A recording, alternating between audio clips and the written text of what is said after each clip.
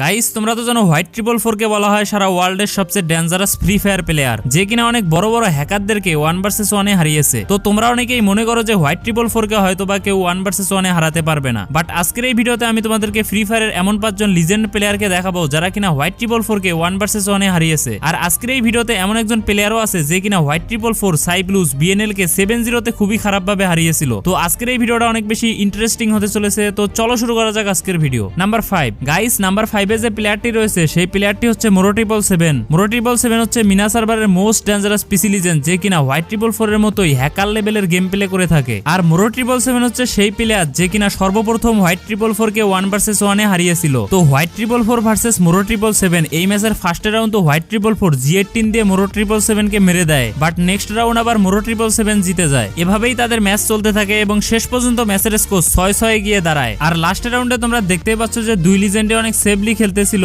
But white triple 4 কিন্তু এখানে সামান্য একটু ভুল করে বসে। আর সেই সুযোগে মোরো ট্রিপল 7 হোয়াইট ট্রিপল 4 কে অসাধারণ একটি হেডশট দিয়ে ম্যাচটি জিতে যায়।